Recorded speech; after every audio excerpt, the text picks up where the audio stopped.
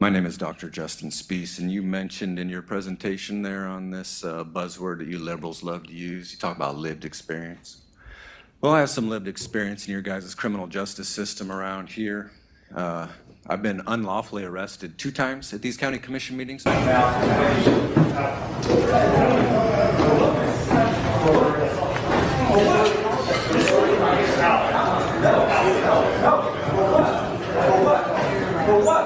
For what? Oh my shit.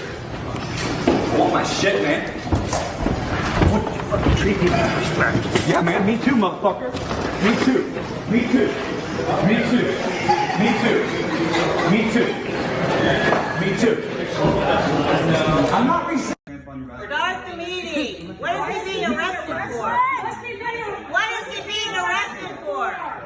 What's the charge? What is the charge? What's the charge? What's the charge? Tyrant. Interference with public duties. Tyrant.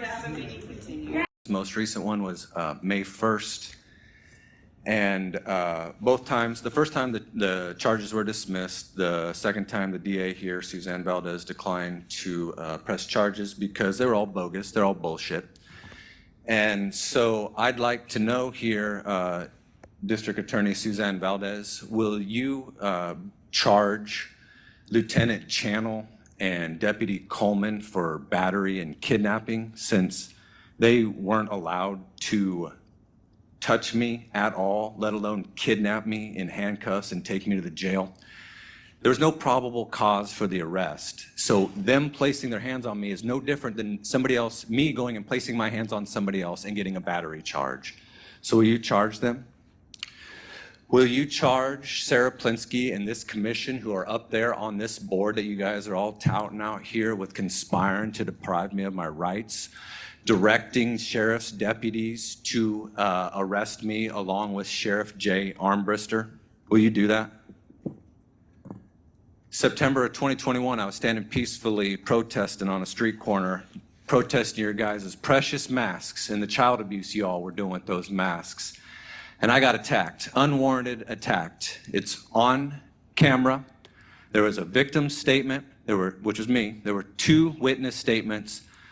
There was a news report. KCTV5 did a news report on it. It was all caught on camera. A school day started out with a scuffle between 2 adults. It happened outside of Sunset Hill Elementary in Lawrence. Police say it happened because one of them tried to steal a protest sign. KCTV5's Nathan Vickers is live to tell us what happened here. Nathan?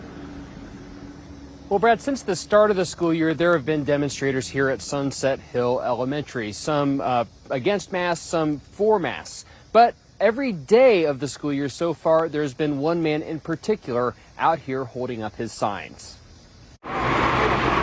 You'll always find Justin Spees standing by the Lawrence School District offices around 3 p.m. I'm out here every day. He's been protesting the district and county mask requirements. Zeitgeist always moves.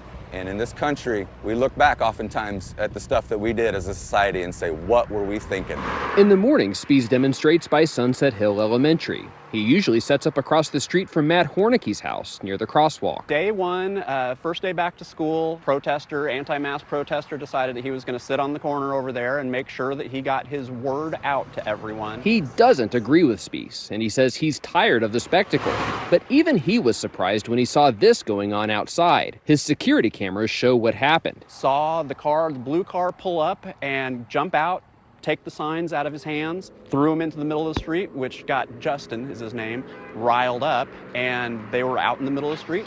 The video shows Spees chasing after the man. I defended myself from someone that was taking my property and was a threat to my physical well-being. Hornicke wanted to break up the scuffle right away. Hey!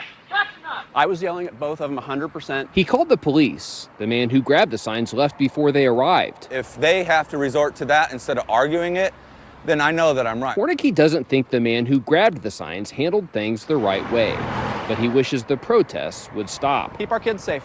Help keep our kids safe. That's all we're asking for. Please voice your opinions, do it in the proper manner, and just leave our kids alone.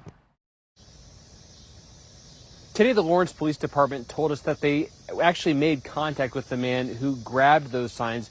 They said that they submitted an affidavit to the Douglas County prosecutor, but right now they haven't made any arrests and no charges have been filed. Reporting live, Nathan Vickers, KCTV 5 News. Thanks, Nathan.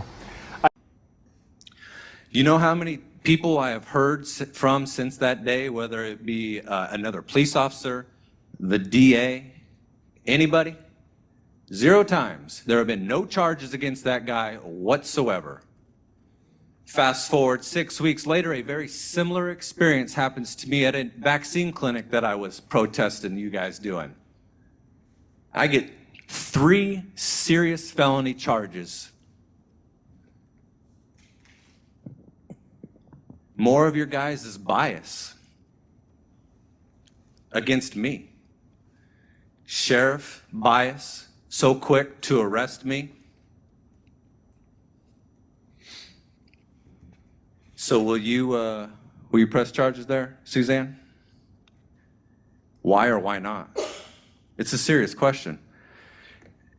Excessive force by police officers when there's no probable cause, the second they approach, they're not allowed to approach you, certainly not allowed to press their hands on you. And as soon as they do, that's excessive force because you're not doing anything wrong.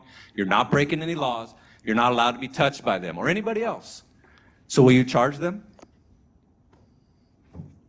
Is there anyone else who'd like to give public comment on this item?